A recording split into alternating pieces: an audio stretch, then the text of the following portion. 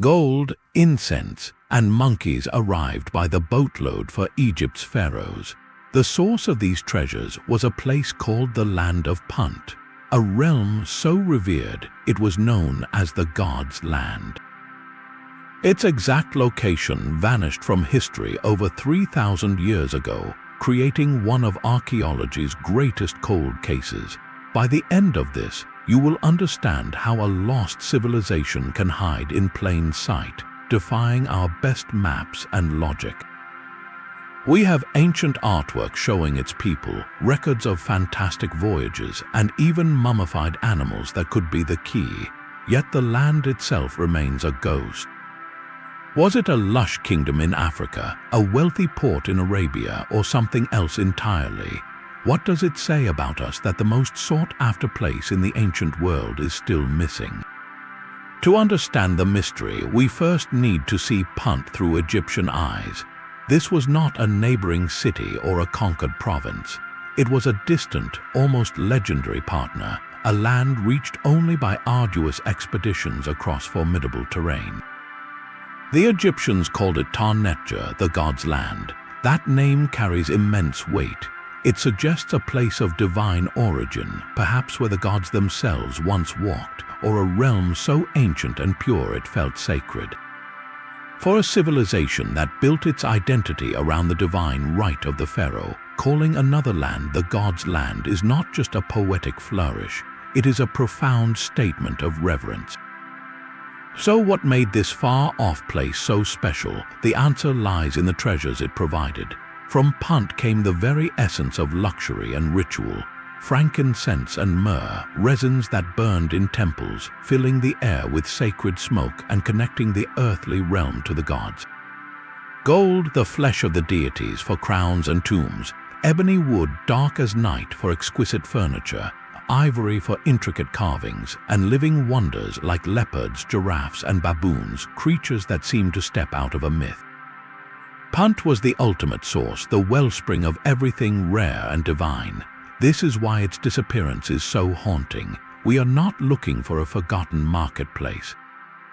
We are searching for a place that shaped Egyptian religion, economy, and imagination for centuries.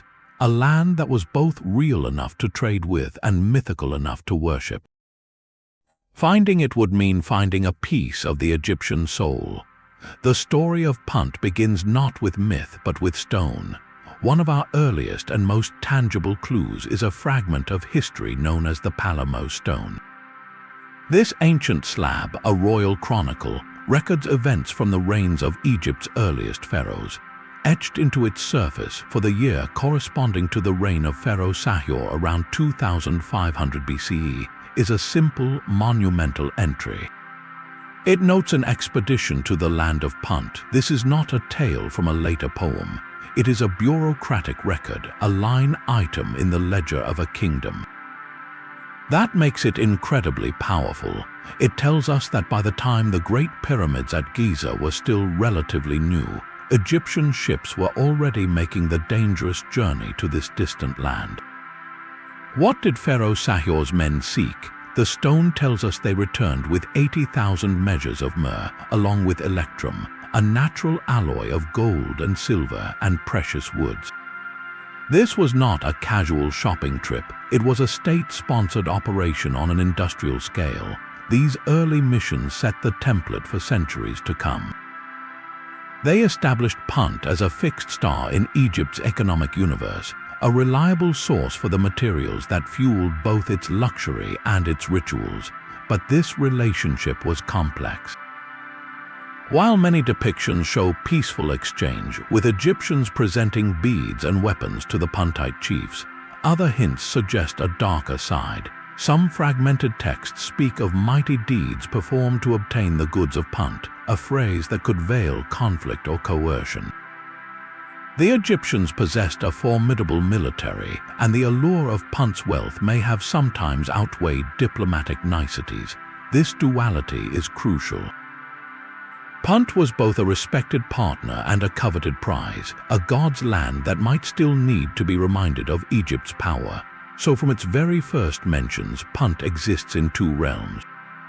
It is a real place with real resources logged in stone by royal scribes, and it is already becoming an idea, a symbol of divine abundance that was worth any price, whether paid in trade or extracted by force. This foundation of need and reverence is what makes its eventual disappearance so perplexing. How does a place so vital, so meticulously recorded, simply vanish? Yet for all those early records, our clearest window into Punt comes centuries later, from a ruler who broke all the rules. Pharaoh Hatshepsut, one of ancient Egypt's few female kings, did not just send an expedition to the god's land. She turned the entire journey into a monumental piece of propaganda, carved in stunning detail on the walls of her magnificent temple at Deir el-Bahari. These reliefs are not just artwork, they are a documentary in stone, a pharaoh's boast of a successful mission to the ends of the known world. The scenes are breathtakingly specific. We see the great ships setting sail, their sails billowing, heading south down the Red Sea. We witness the moment of arrival, with Egyptian sailors hauling their vessels ashore and presenting gifts to the local rulers. The goods they sought were staggering: piles of incense resin, heaps of ebony logs, sacks of gold, and exotic animal skins, but the most remarkable cargo of all was living. The reliefs show sailors carefully tending to potted myrrh trees, their roots balled in soil for the long voyage home. Hatshepsut was not just buying incense. She was bringing the very source of it back to Egypt to plant in the gardens of her temple, a living symbol of her divine connection to the god's land itself. Even more fascinating are the depictions of the Puntite people themselves. The artists took great care to show them with distinct features and styles. We see the chief, Parahu, and his wife, Ati, who is depicted with a dignity that surprised many early Egyptologists. Her figure is realistic, even emphasizing a perhaps exaggerated curvature, which some scholars suggest might indicate a medical condition or simply a different cultural ideal of beauty. Their village is shown in detail, with distinctive dome-shaped huts built high on stilts reached by ladders. This is not a generic foreign land. This is a portrait of a specific place with specific people, specific architecture, and a specific ruler's name. For a mystery defined by absence, Hatshepsut's temple provides a stunning abundance of presence. It screams, "This place is real. We have been there. We have met its leaders. We have mapped its trees." This is the evidence that transforms Punt from a vague legend into a historical trading partner. Yet in a cruel twist, this very clarity deepens the mystery.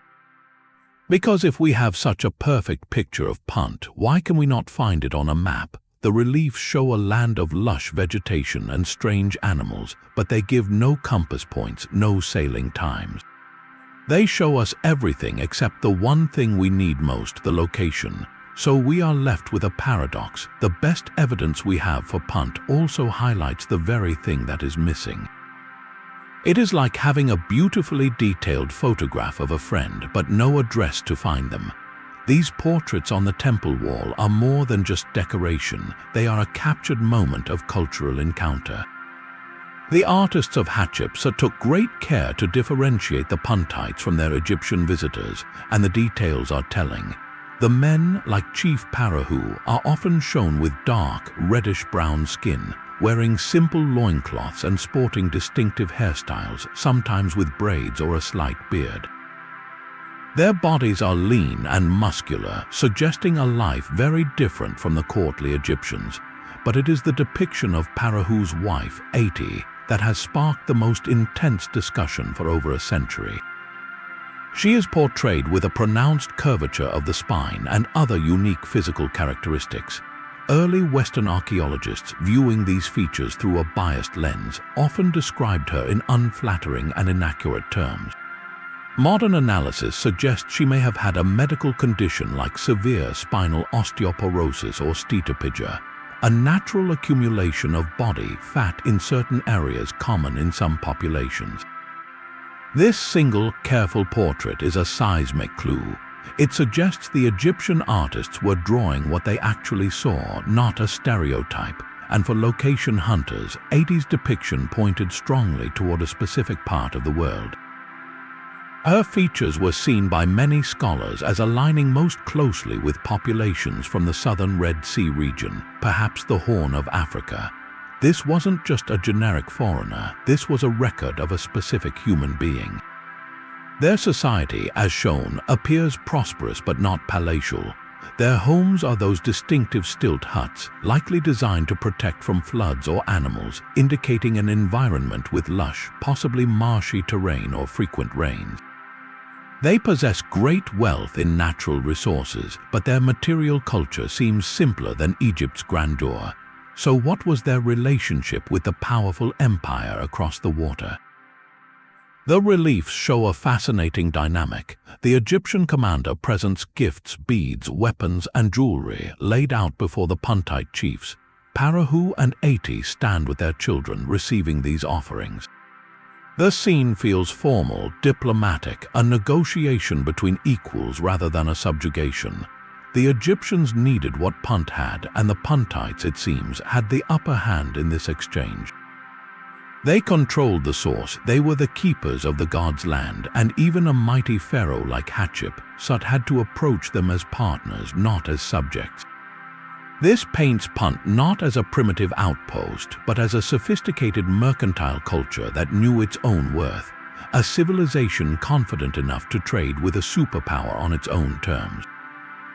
The true measure of Punt's worth is found in the cargo holds of those returning Egyptian ships. Imagine a treasure so potent it was considered the sweat of the gods. That was frankincense, the aromatic resin harvested from scraggly trees that grew in Punt.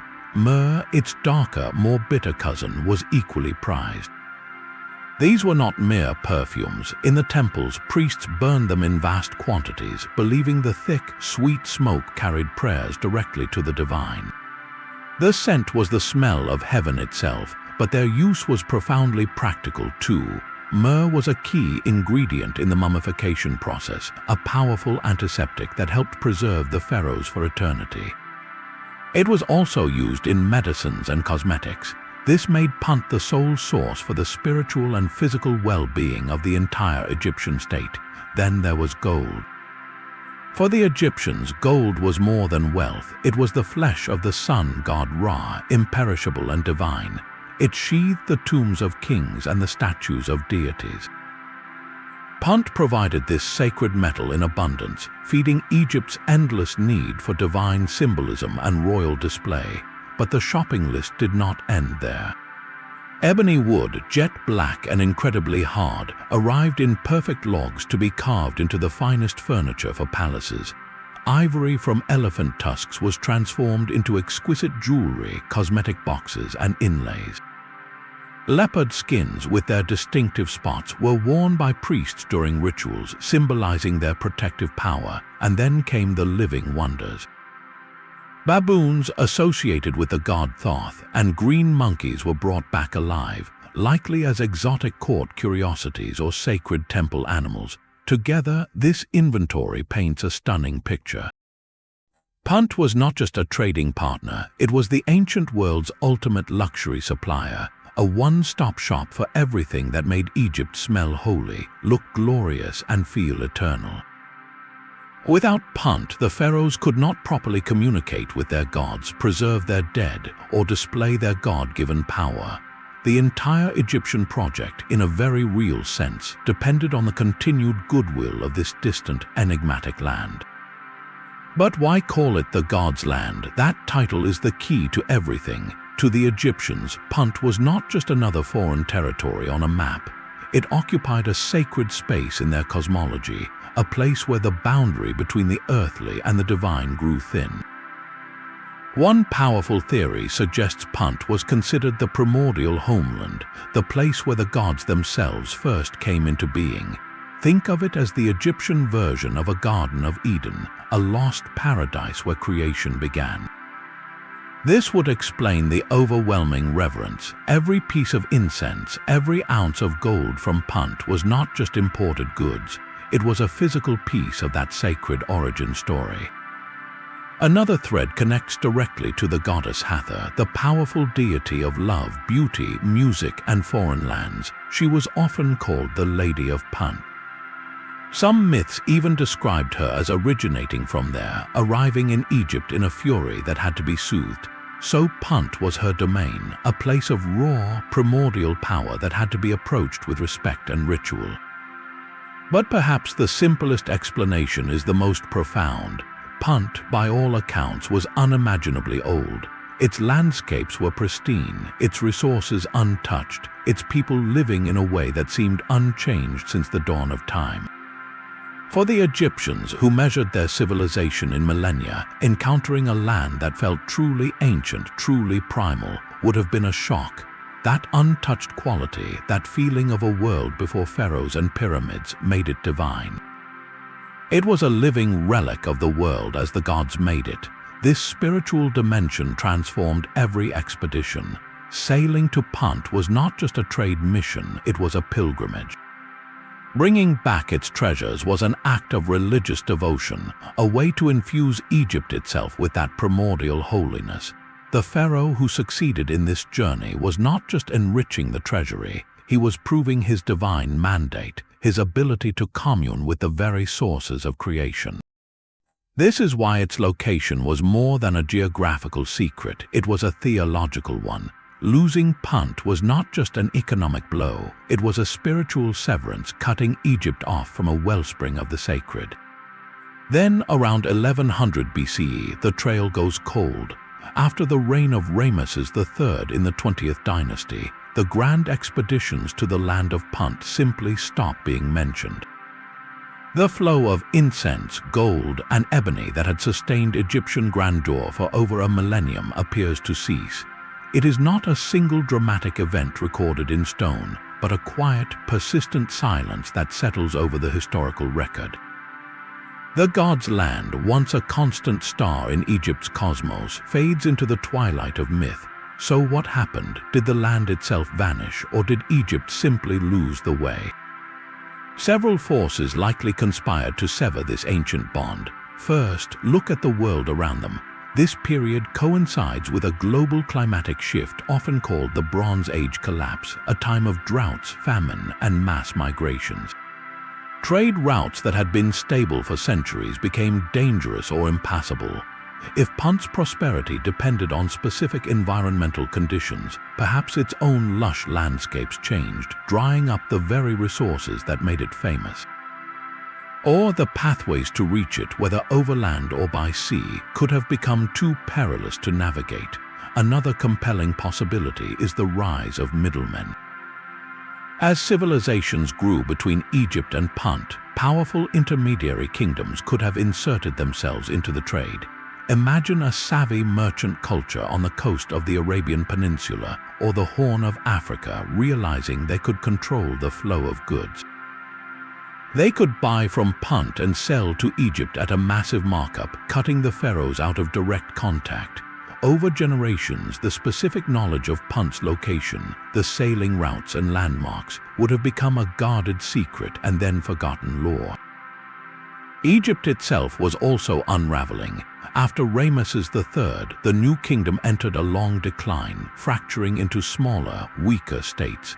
The central authority and vast resources needed to mount a multi-year maritime expedition to the ends of the earth simply evaporated.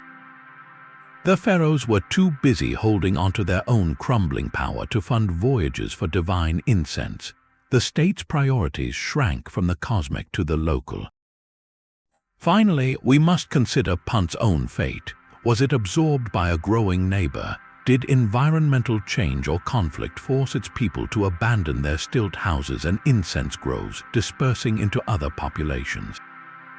The land may not have vanished in a cataclysm, but slowly transformed, its unique identity blending away until it was no longer the god's land that Egypt remembered. The most haunting possibility is that Punt never disappeared at all. It remained right where it always was, a thriving region trading with new partners. Only Egypt turned inward and diminished, lost the map. The knowledge of how to reach the source of the gods became a casualty of a changing world. leaving behind only echoes in temple art and the faint, sweet smell of myrrh in ancient tombs. The silence of the historical record is broken by the rustle of leaves. Among the most tantalizing clues left behind are not made of stone or gold, but of living things. The botanical evidence from Punt offers a direct biological link to a specific patch of our planet. When Hatshepsut's artists carved those potted myrrh trees being hauled onto Egyptian ships, they were documenting a precise act of ecological transplantation.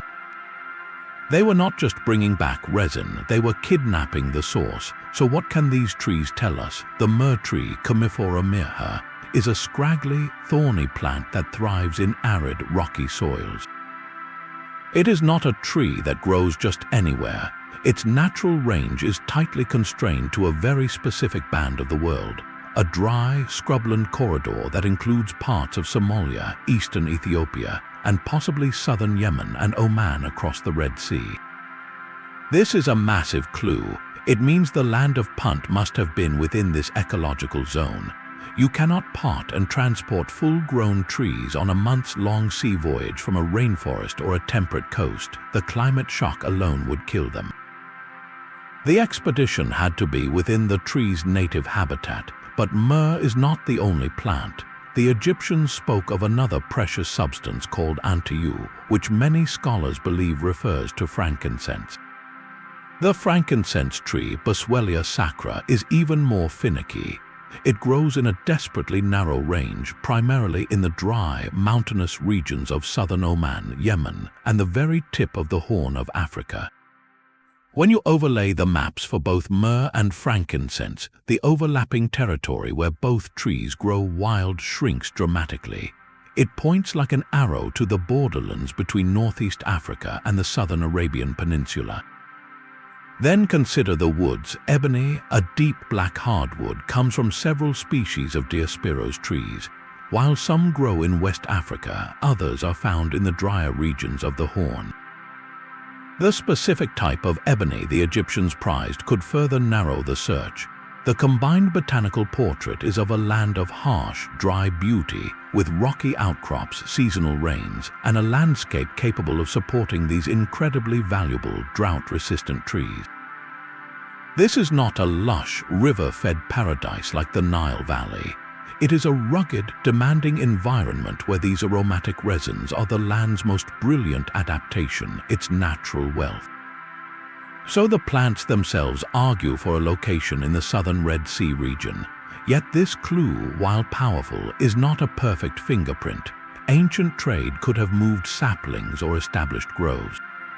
Could a Puntite kingdom have cultivated these trees in a new area outside their absolute native range, creating a kind of ancient plantation?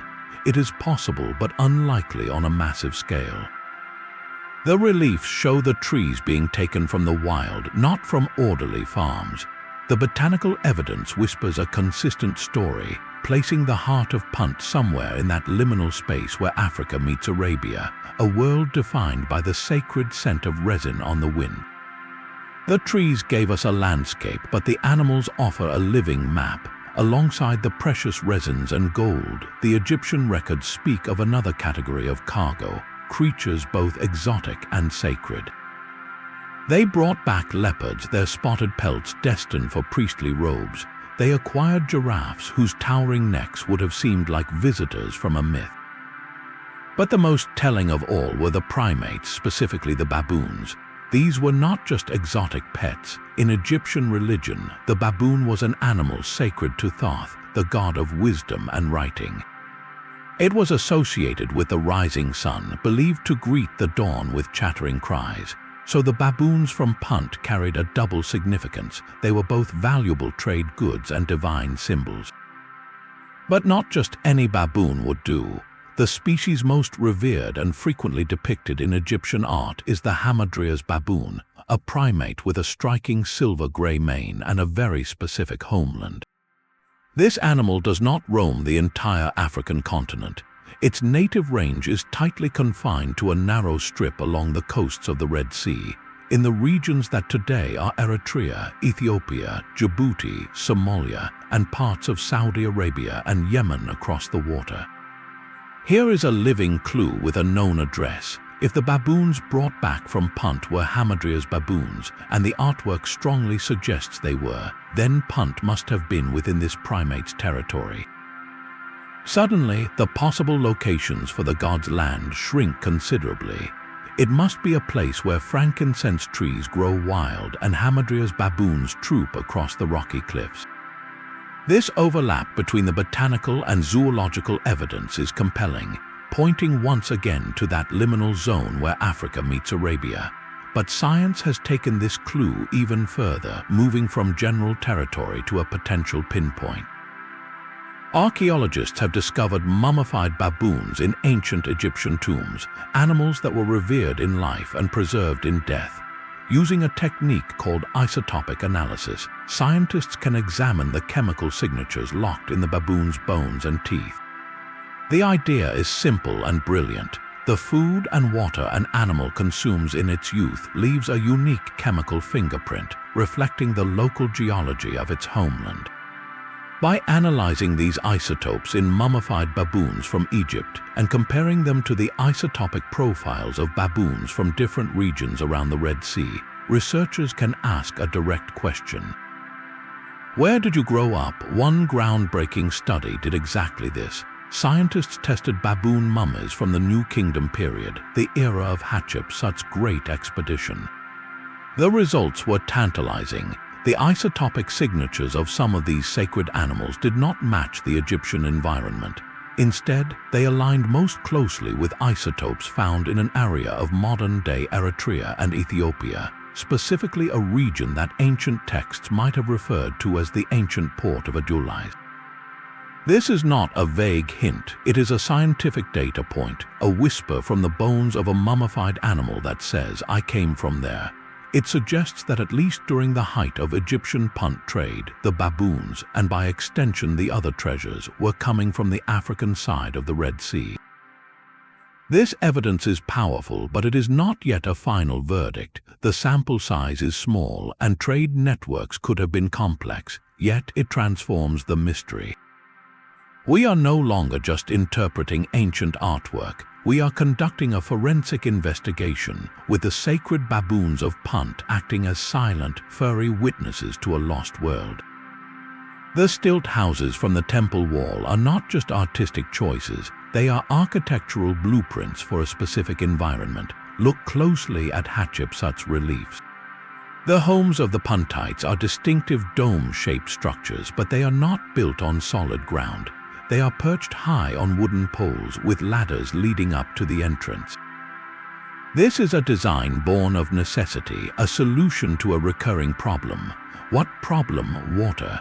These houses were built to stay dry above floodwaters or perhaps above tidal surges. This single detail powerfully narrows the search. It points decisively toward a landscape where land and water constantly intermingle. A coastal mangrove swamp with its tangled roots and daily tides is a perfect candidate. So is the lush, flooded delta of a large river or a seasonally inundated plain. This is not the architecture of a desert oasis or a rocky highland. It is the architecture of a wet, potentially marshy world.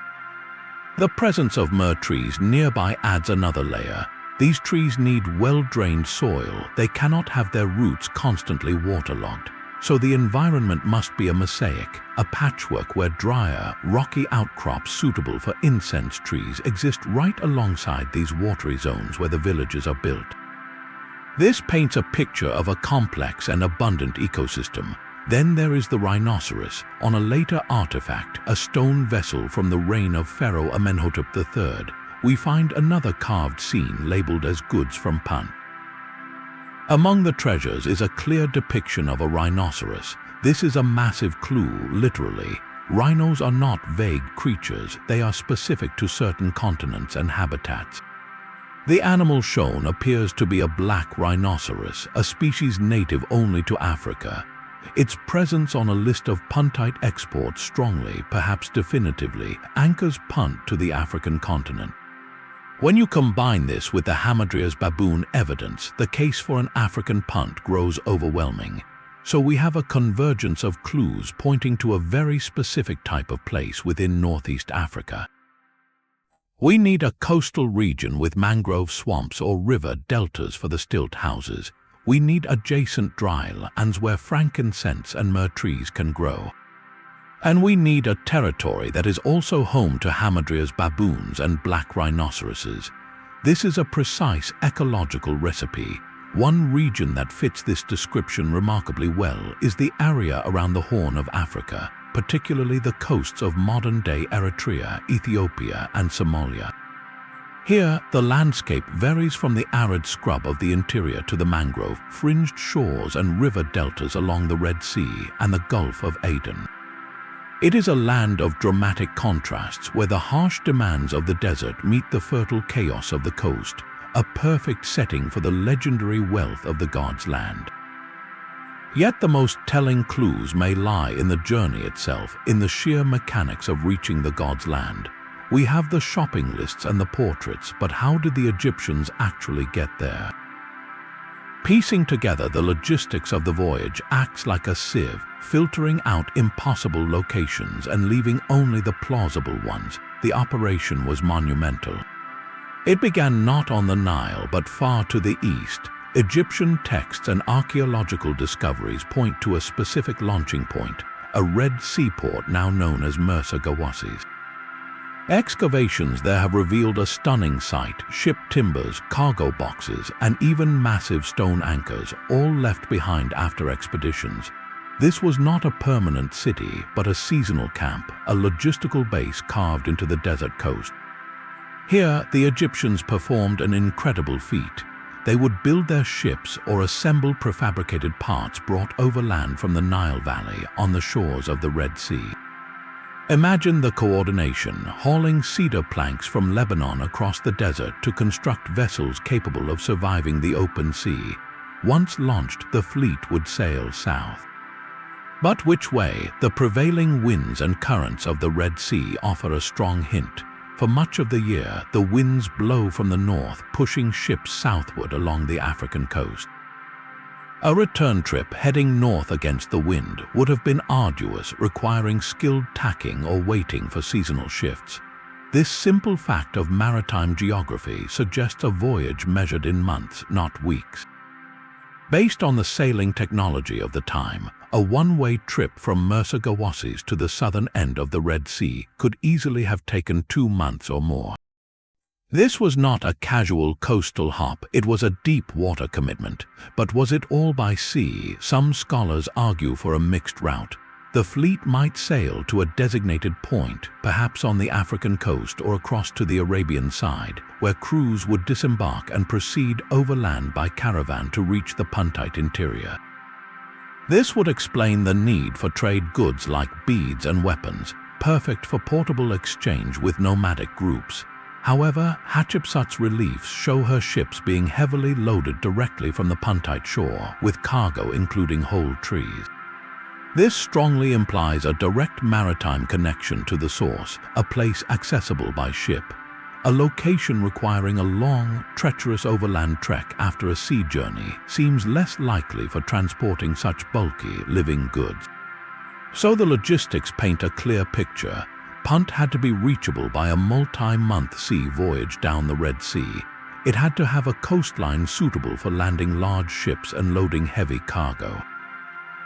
And it had to be in a position where the round trip, including time for trading and resupply, could fit within a reasonable window, perhaps a year or more. This eliminates places deep in the African interior or far down the Indian Ocean coast, journeys that would have stretched beyond the limits of ancient planning and food supplies. The voyage itself becomes a measuring tape, and it tells us the land of Punt was not at the end of the earth, but at the end of a long, difficult, yet navigable sea lane. This convergence of clues points insistently toward one region, the Horn of Africa. For many modern scholars, the evidence maps most convincingly onto the rugged coasts and highlands of what are now Eritrea, Ethiopia, and Somalia. Here, the pieces of the puzzle begin to lock into place. The botanical and animal evidence finds its home. The dry, rocky hills of Somalia and eastern Ethiopia are the native heartland of the frankincense and myrrh trees.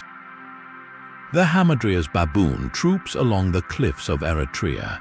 The black rhinoceros once roamed these territories. This is a landscape that matches the ecological profile perfectly, a land capable of producing every single item on Egypt's divine shopping list.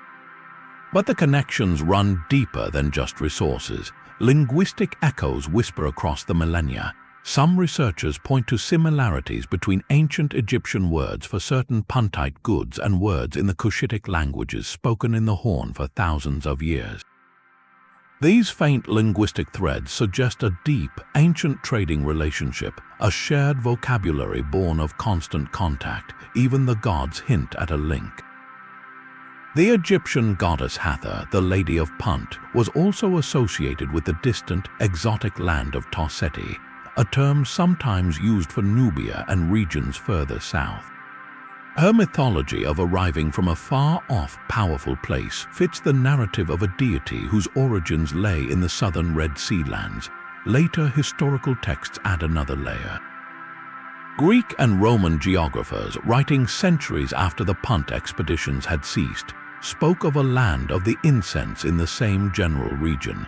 The 1st century Greek manual, the Periplus of the Erythraean Sea, describes active ports on the Somali coast trading in frankincense, myrrh, and tortoiseshell, a direct continuation of the Puntite economy.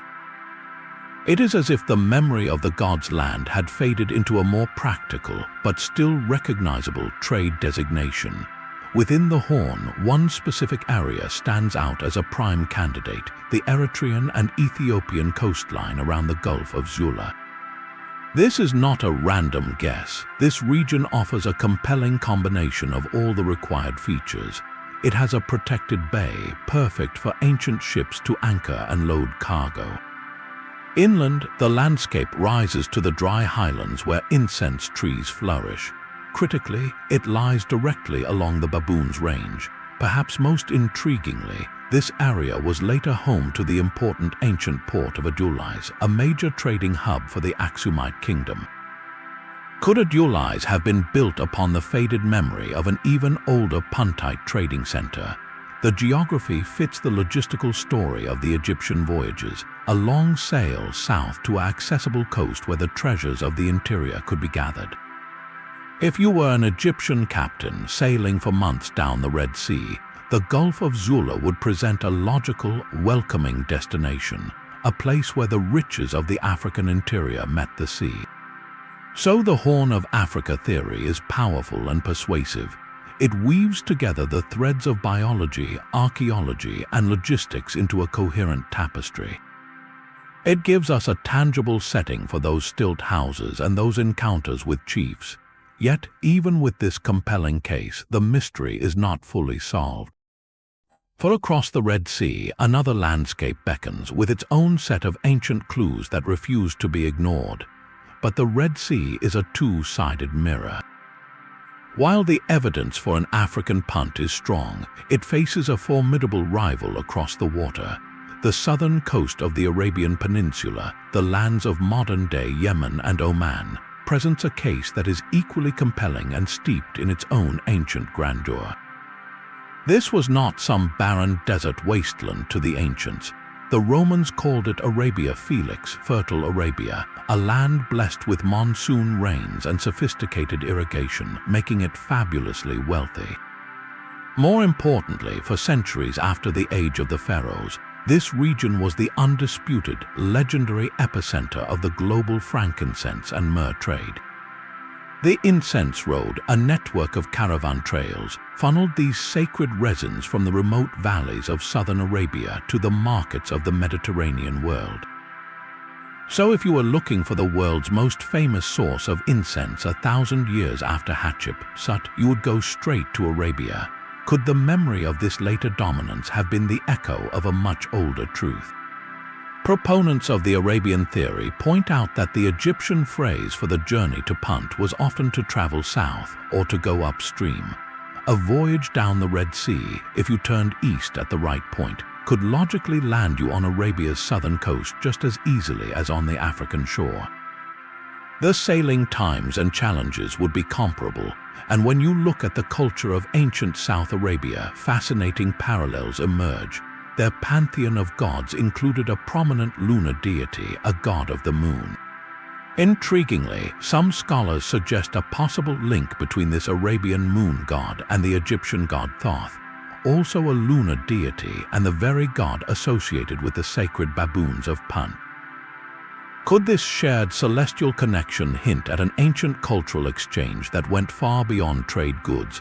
Linguistic clues add another layer. Some ancient Egyptian words for items obtained from Punt do not have clear African roots but bear a resemblance to ancient South Arabian languages. These are faint echoes, not definitive proof, but they suggest a conversation that lasted for generations. The most powerful argument for Arabia, however, is ecological and economic. The Dhofar region of Oman and parts of Yemen are the absolute heartland of the frankincense tree, Boswellia sacra. The quality of resin from these specific groves was considered the finest in the ancient world. If the Egyptians were seeking the very best, the most divine incense, wouldn't they aim for the source that later civilizations revered as supreme? The image of Punt as a land of great wealth and sophisticated irrigation, as depicted in the Egyptian reliefs, also fits the advanced hydraulic civilizations of ancient South Arabia, who built massive dams and managed complex agricultural systems. So we have a candidate that matches the economic profile perfectly, a land that was synonymous with incense for millennia. But this theory faces one enormous, chattering obstacle: the baboons. The Hamadrya's baboon, that key biological witness, is not native to the southern Arabian Peninsula. Its range is firmly on the African side. How do advocates of the Arabian theory address this? They propose a few possibilities. First, trade. The Puntites, if they were based in Arabia, could have acquired the baboons through trade with the African coast just across the narrow strait of the Bab el-Mandeb. The baboons would then be re-exported to Egypt, a valuable commodity in a vast trading network. Second, a different species. Could the Egyptians have been importing a different kind of primate from Arabia, one that their artists simply stylized to look like the baboons they knew from religious iconography? It is possible, though the depictions are quite specific. Or third, and most radically, a shifting landscape. Could the range of the Hamadrya's baboon have extended into southwestern Arabia in antiquity during a wetter climatic period, only to recede later as the deserts expanded? This is harder to prove, but environmental change is a constant force in history. The Arabian theory forces us to ask a difficult question. Are we letting later history, the famous incense road of Roman times, color our interpretation of a far older mystery? Or is that later fame the direct legacy of a trade relationship that began in the age of the pyramids? The debate between Africa and Arabia is not a petty academic squabble. It is a fundamental clash of evidence where botanical certainty wrestles with zoological fact and where logistics meet mythology. The debate between Africa and Arabia creates a compelling duality, but a third possibility exists in the shadows. What if the god's land was not a distant shore across the sea at all? A smaller but persistent group of scholars points the compass not south but southeast toward the rugged borderlands between modern Sudan and Ethiopia.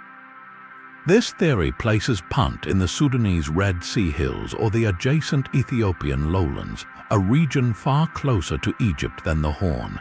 The argument begins with a simple question of practicality. Why would the Egyptians undertake a perilous, months-long sea voyage, building ships in the desert, when a valuable trading partner might be reachable overland? The Eastern Desert and the Nile's tributaries offered ancient caravan routes. A land expedition, while still dangerous, would be logistically simpler to mount and supply from the Egyptian heartland. Some fragmentary texts do speak of reaching Punt by land, or of Puntites being encountered in desert regions to the east of the Nile. These references are vague, but they leave the door open. The region also holds tangible resources that match the Puntite inventory. The mountains of eastern Sudan have been a source of gold for millennia, with ancient mines dotting the landscape. While frankincense and myrrh are not native here, the area could have served as a collection point, a trading hub where goods from farther south were funneled northward. The stilt house architecture could be explained by seasonal flash floods in the dry riverbeds, known as wadis, that crisscross this arid region. This theory paints Punt not as a single, isolated kingdom, but as a network of trading communities controlling the corridors between the African interior and the Nile. So why is this closer-to-home theory less popular? The evidence against it is substantial. The most detailed account we have, Hatshepsut's reliefs, explicitly shows a maritime expedition with large seagoing ships. The artists took great care to depict the loading of ships directly from the Puntite shore, a scene difficult to reconcile with an inland location. The iconic cargo of live myrrh trees also argues against a long overland trek through desert mountains, a journey far more lethal to potted plants than a sea voyage with a steady water supply. Furthermore, the animals don't quite fit. While the region had leopards and possibly giraffes, the crucial Hamadryas baboons' range does not extend this far north. The black rhinoceros, another key export, was also not native to these northern hills. The botanical evidence is the final, perhaps decisive, obstacle. The specific microclimates required for frankincense and myrrh trees simply do not exist in the Sudanese Red Sea hills. This theory, then, often requires a complicated explanation, suggesting that Punt was primarily a middleman, not the source. It was a place that gathered goods from farther afield and presented them to the Egyptians as its own. Yet its persistence is understandable. It appeals to a simpler logic, a desire to find this lost civilization within a more familiar geography. It reminds us that our modern maps are not ancient ones, and that a place described as distant and exotic to the Egyptians might still be closer than we think. Ultimately, the Sudan theory struggles under the weight of biological and pictorial evidence, but it serves a vital purpose. It challenges the assumption that grandeur must always be far away and forces us to look at the spaces in between, the corridors of exchange where legends are often born. The very shape of Punt seems to shift depending on which clue you follow. The magnificent reliefs at Deir el-Bahari leave no doubt about one thing: the Egyptians arrived by sea. We see the great ships anchored in calm water, their crews hauling cargo up a beach, with the Puntite village and its stilt houses clearly on the shoreline. This is a coastal scene, a maritime trading post. It strongly suggests Punt was at the very least accessible from a harbor. Yet, the inscriptions carved beside these images add a fascinating complication. They describe the Puntite leaders Parahu and Ati as coming from or belonging to the highlands. This is not a casual detail. In the ancient world, your origin defined your power base.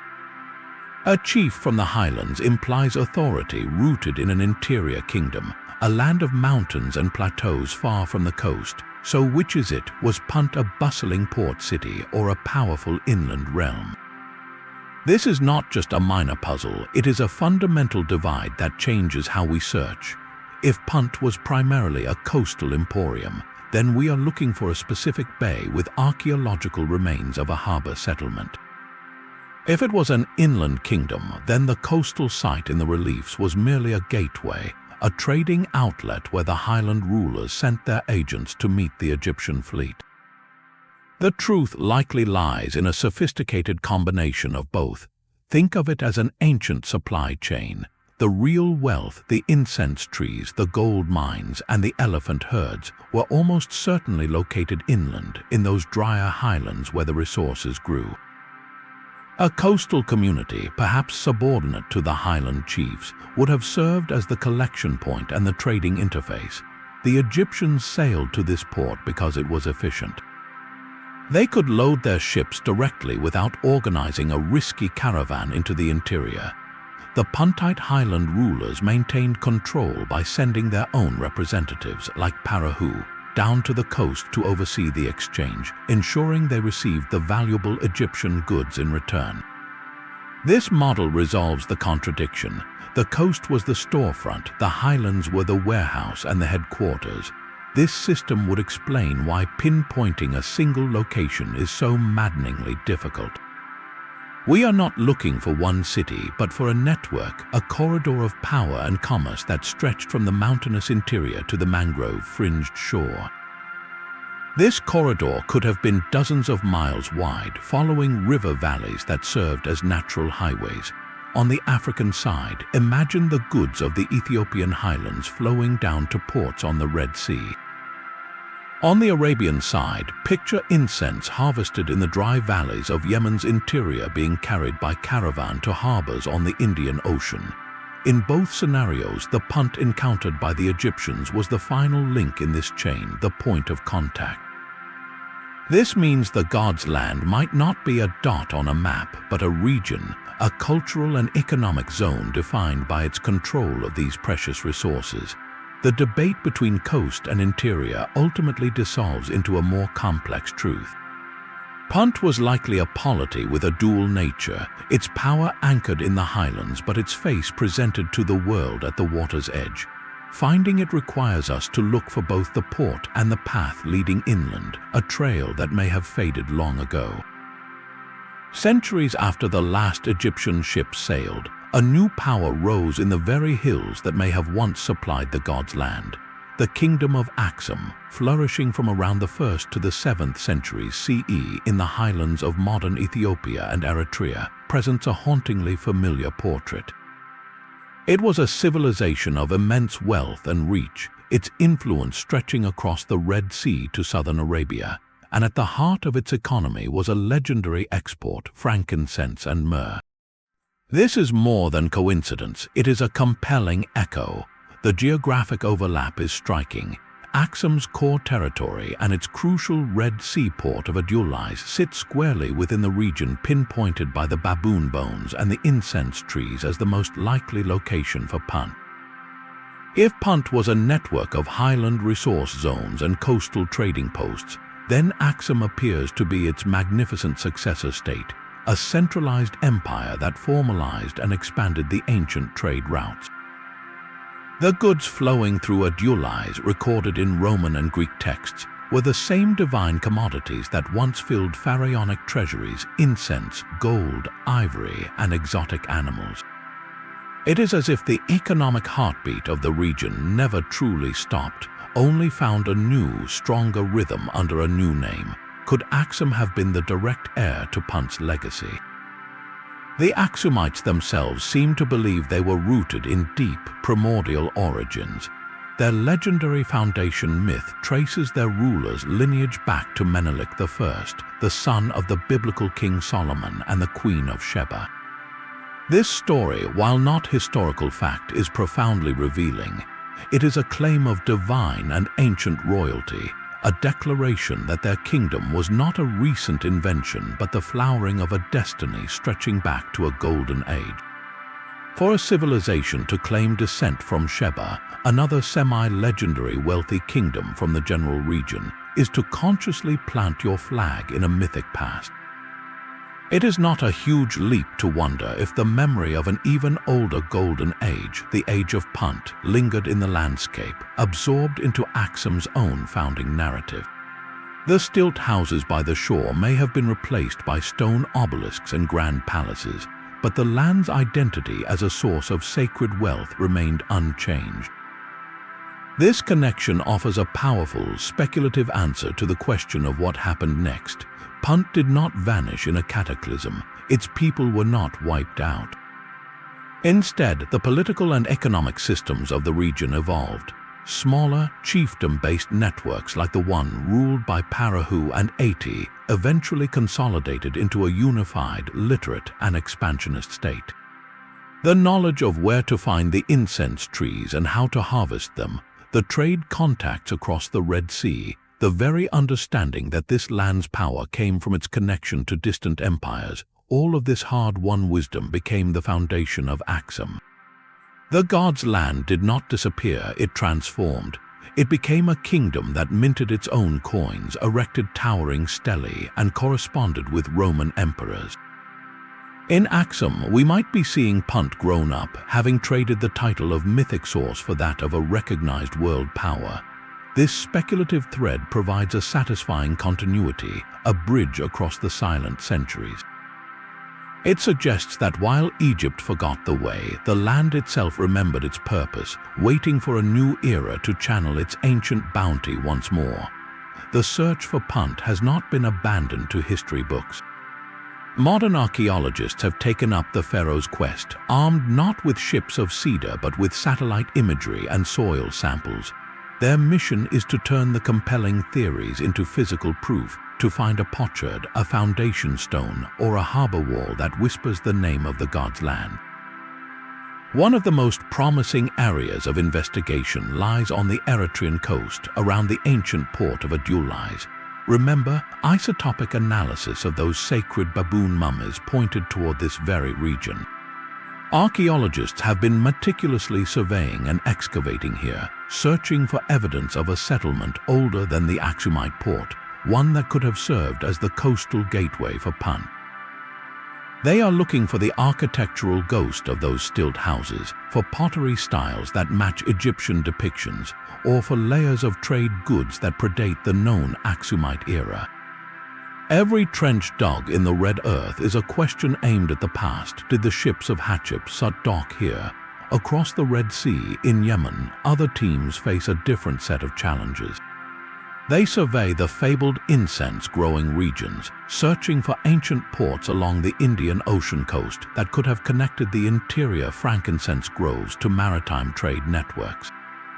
The goal is to find a site with material evidence of contact with ancient Egypt, perhaps an Egyptian scarab or a piece of pottery that made the long journey. But the search is a monumental task, hindered by forces both natural and human. Political instability in both the Horn of Africa and Yemen has made large-scale, sustained archaeological work difficult and often dangerous. Research permits are hard to obtain, and the safety of excavation teams is a constant concern. Then there is the landscape itself, which has not been kind to preservation. Coastlines changed dramatically over 3,000 years. The ancient shore where Egyptian ships landed may now be submerged under meters of water due to rising sea levels or buried under centuries of silt from river deltas. The search area is not a single city plot. It is a vast stretch of coastline and hinterland spanning 2 continents. It is like looking for a specific seashell on a beach that stretches for thousands of miles. This is where new technologies become the most valuable tools.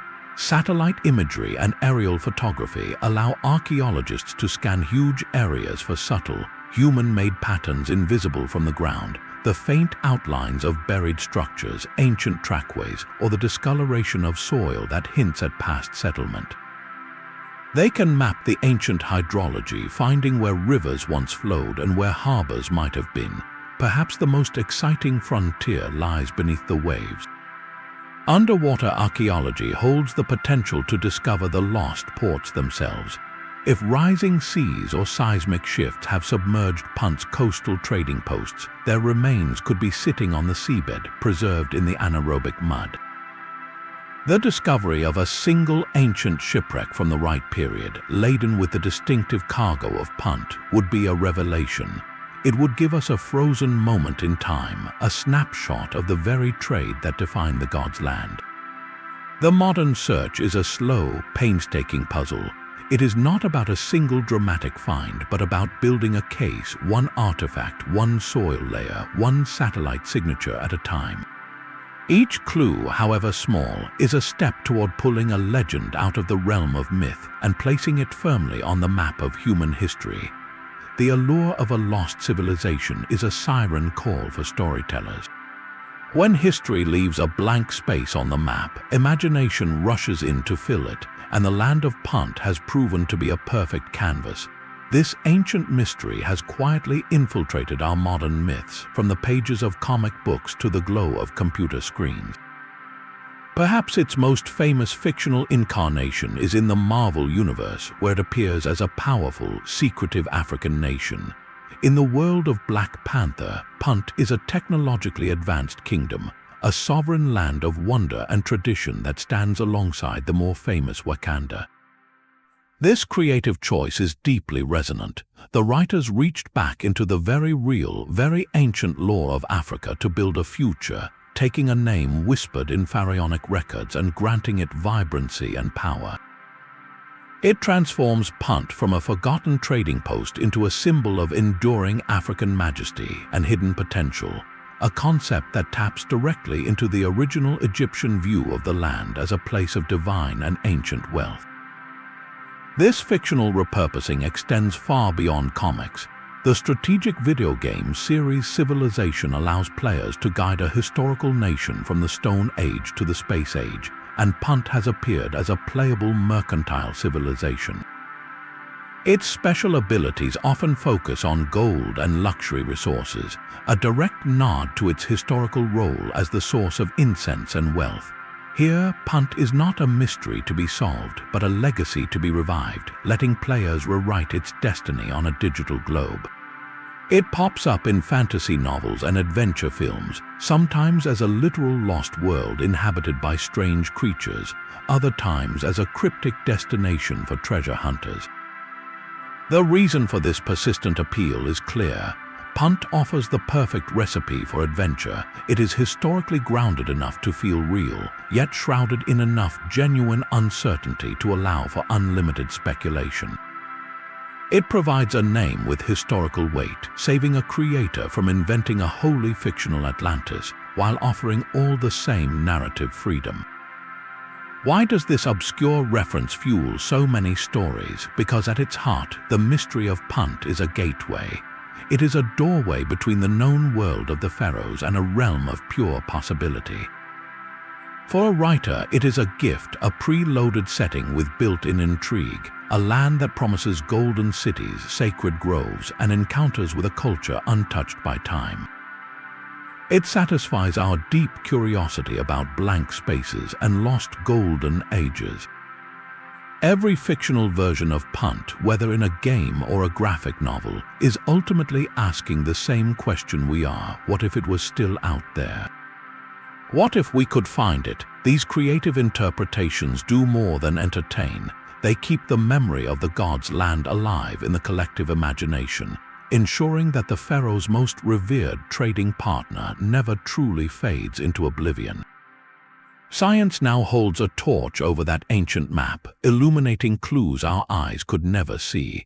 Genetics and linguistics are probing the very fabric of the people who lived there, searching for echoes of the gods' land in the DNA and languages of the modern world.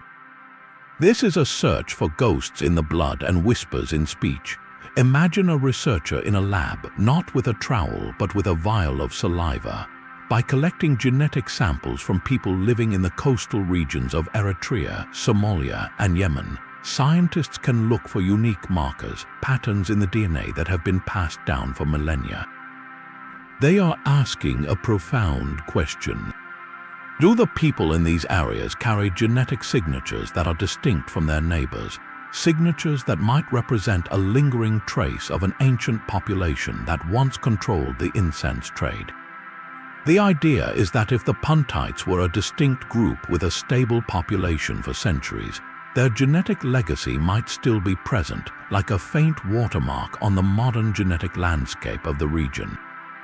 Finding such a signature, especially one that shows a deep historical presence and perhaps a link to ancient Egyptian remains, would be a monumental clue.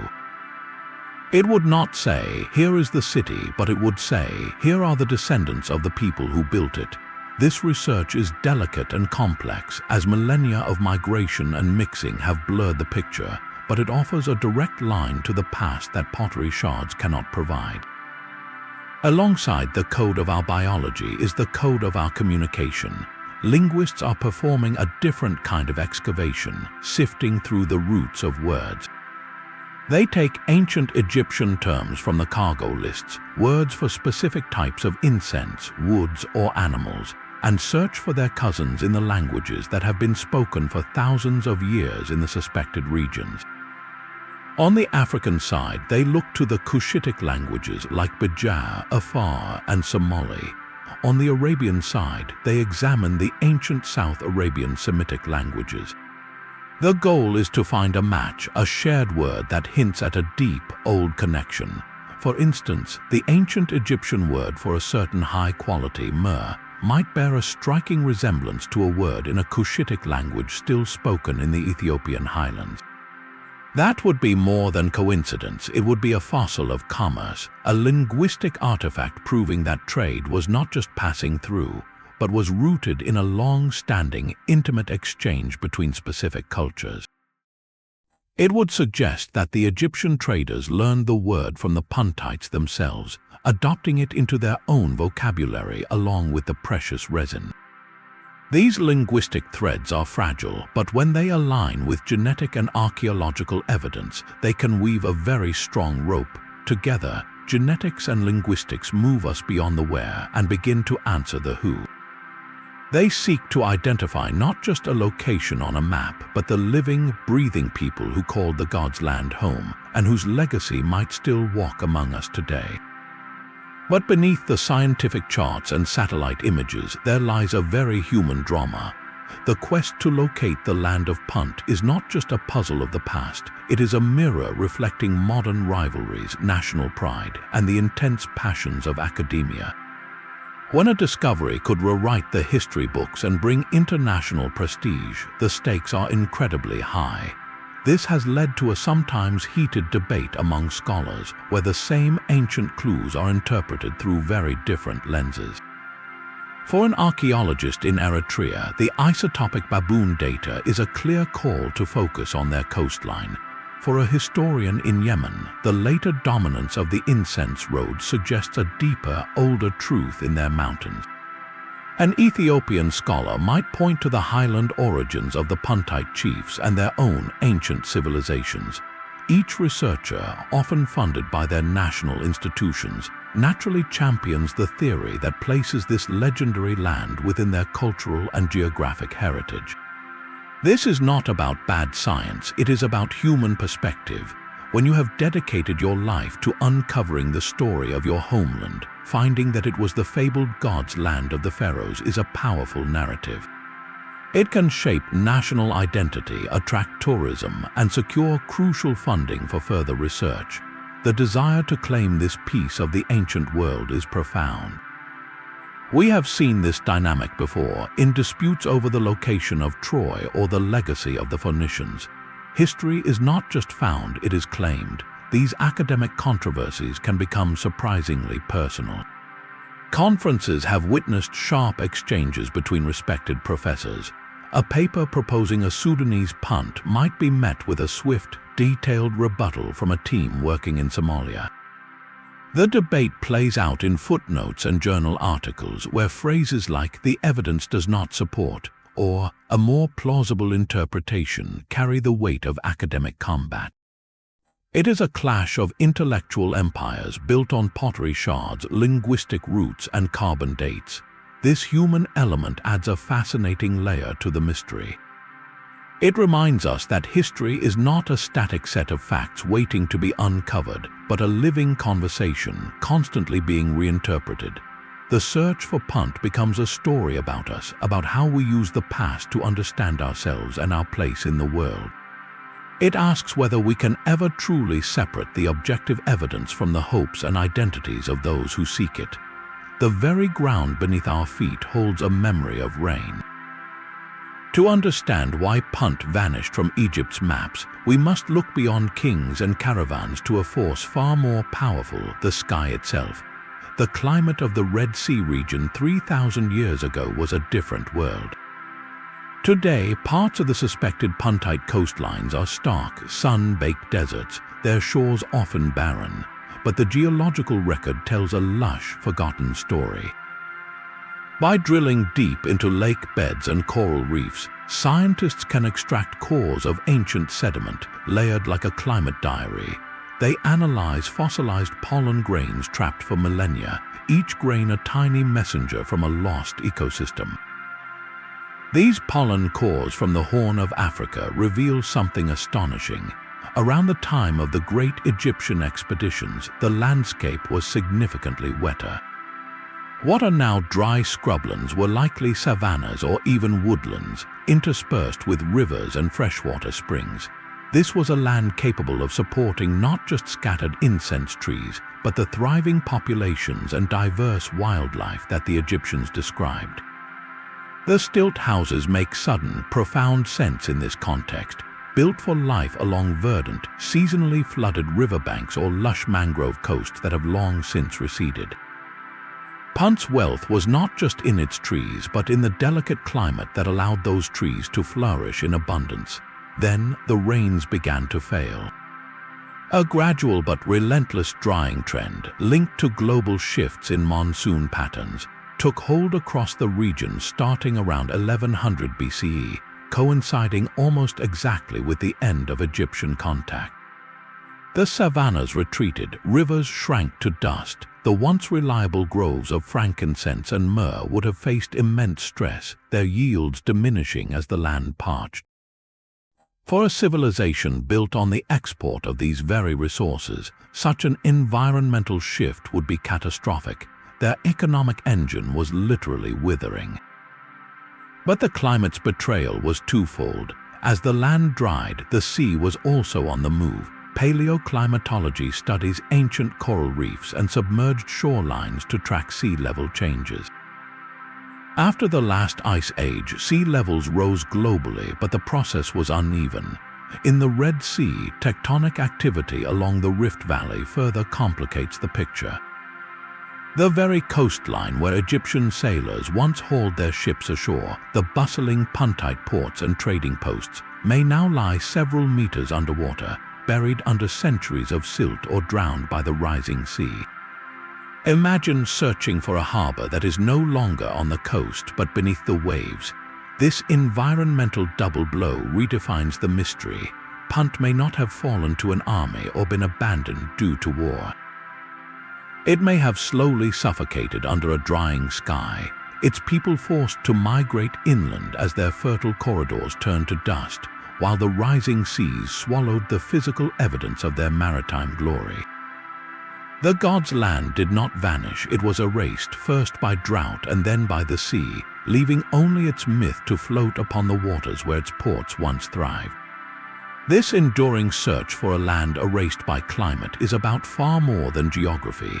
The mystery of Punt captivates us because it touches a deep, primal nerve, the human love affair with the unknown. We are drawn to blank spaces on the map, to places that exist just beyond the edge of certainty. In this way, Punt stands alongside legends like Atlantis or El Dorado, not as a myth but as a historical ghost. Atlantis represents a civilization punished and swallowed by the sea, a moral lesson. El Dorado is a city of pure, impossible gold, a symbol of greed. Punt is different. It is a place we know was real. We have its shopping lists, portraits of its leaders, and the bones of its animals. Its reality makes its disappearance more tantalizing, not less. It is a truth that got away. This specific truth speaks to profound themes. Punt represents the very origin of wealth in the ancient world. It was not a mine or a mint, but a natural wellspring, a land that produced sacred scents and divine metals as if by magic. To find Punt would be to find the source, the taproot of luxury and ritual that fed an empire. It connects to our own world, where we still quest for the source of rare materials, from oil fields to silicon mines. The allure is the same, to control the place where wonder begins. Furthermore, Punt holds up a mirror to the fragility of our own knowledge. Here was a land so vital to Egypt that its pharaohs carved its story into eternal stone. Yet within centuries, the way was forgotten. All that detailed intelligence, the sailing routes, the diplomatic contacts, the maps simply evaporated. It is a humbling reminder that history is not a solid chain of events, but a fragile thread, easily broken by time, climate, or shifting priorities. Our entire understanding of the past is built on fragments that survived by chance. Punt's disappearance whispers that civilizations, no matter how grand, can lose their own stories. Ultimately, the empty space labeled Ta Netjer on our mental maps is an invitation. It invites the scholar to analyze isotopes, the archaeologist to dig in the red dirt, and the dreamer to envision stilt houses under a foreign sun. It allows every generation to project its own questions onto that void. For some, it is a puzzle of logistics and trade winds. For others, it is a symbol of a time when the world felt larger, filled with undiscovered coasts and lands belonging to the gods. The mystery endures because the answer is less important than the search itself.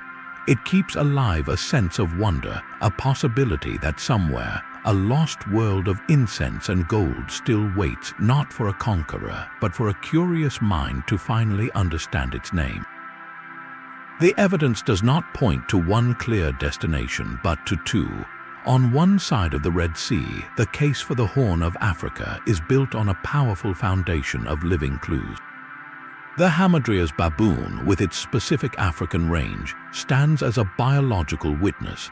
The mummified remains of these sacred animals carry isotopic signatures that whisper of Eritrea. The black rhinoceros depicted on Egyptian artifacts is purely an African beast. The stilt house architecture suggests a wet, possibly mangrove-lined coast fitting the African shoreline. Linguistically, faint echoes connect Egyptian trade words to ancient Cushitic languages of the region, and the later, magnificent kingdom of Aksum rose in these same highlands, its economy an unmistakable echo of the Puntite trade in incense and ivory. It feels like a perfect lineage, a direct thread from the gods' land to a known historical empire. Yet turn your gaze east, and the Arabian theory presents an equally formidable argument. Here, the evidence is not zoological, but botanical and economic. The absolute heartland of the finest frankincense, the Boswellia sacra tree, is in southern Arabia, in Oman and Yemen.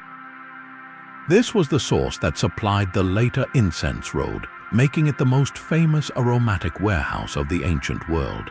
The advanced irrigation and dam systems of ancient South Arabian kingdoms mirror the sophisticated, wealthy society implied by Egyptian accounts. Could the lunar deities of South Arabia be distant cousins to Egypt's Thoth, god of the Puntite baboons? The sailing times from Egypt are comparable, and a voyage south could logically end on an Arabian shore. The greatest weakness here is the baboon, but advocates propose a simple solution: trade. The Puntites of Arabia could have easily acquired these African primates through cross-sea commerce, making them just another valuable commodity in their vast mercantile network. So we are left with a frustrating, beautiful balance. The African theory has the animals, but Arabia has the premier incense groves. Africa has the later legacy of Aksum, but Arabia has the later legacy of the incense road. Each side can explain away the other's strongest evidence, but neither can deliver a knockout blow. This stalemate forces a radical and compelling possibility. What if we are asking the wrong question? What if the search for a single, pinpointable capital city is a modern obsession misapplied to an ancient reality? The term Land of Punt may not have been a GPS coordinate, but a fluid designation, a brand name for a commercial network. Over the centuries of trade, the epicenter of that network could have shifted. In one era, the most powerful middlemen, the chiefs with the best connections to the interior incense forests, might have been based on the African coast. A century later, political change or environmental pressure could have shifted the hub of operations to a dominant kingdom on the Arabian side. The Egyptians, arriving by sea, would have simply sailed to the active port, the current Punt, regardless of which continent it was on. They were trading with a system, not a stationary dot on a map. This explains why the descriptions are consistent: the goods, the trees, the general lushness, while the precise location seems to drift. The gods' land was not a place you found on a chart. It was a destination you reached by following the scent of frankincense on the prevailing wind, a scent that could lead you to different shores in different ages. From the first stone-chiseled record of Sahyor to the grand stone-carved saga of Hatshepsut, the journey to find Punt has spanned millennia. We have followed the scent of sacred incense across deserts and seas, from the logistical marvel of Red Sea shipyards to the isotopic whispers in baboon bones. Modern science has armed us with tools the pharaohs could never have dreamed of, yet the destination remains just beyond our grasp. This, however, is not a story of failure. In searching for a single lost land, we have mapped an entire ancient world. The quest for Punt has illuminated the staggering complexity of Bronze Age trade, revealing networks that connected empires through diplomacy, commerce, and shared need. It has shown us the delicate dance between powerful civilizations, where a pharaoh might revere a foreign chief as the keeper of a god's land. It has proven that exploration was a driving force of history long before the age of European sails. We now understand the environment that shaped this wealth, the climatic forces that may have erased it, and the human stories etched in temple stone. So while we may never have a set of GPS coordinates for the land of Punt, we have gained something far richer, a profound appreciation for the ambition and interconnectedness of our ancestors. Their world was vast, filled with mystery and wonder, and their drive to reach its farthest corners echoes in our own curiosity today. Punt endures not as a place we lost, but as a symbol of that endless human journey, a reminder that sometimes the search itself is the greatest discovery. What do you think? Does the evidence point you toward Africa, Arabia, or a network spanning both shores? Share your theories in the comments below. And if you want to join more expeditions into history's greatest mysteries, be sure to subscribe.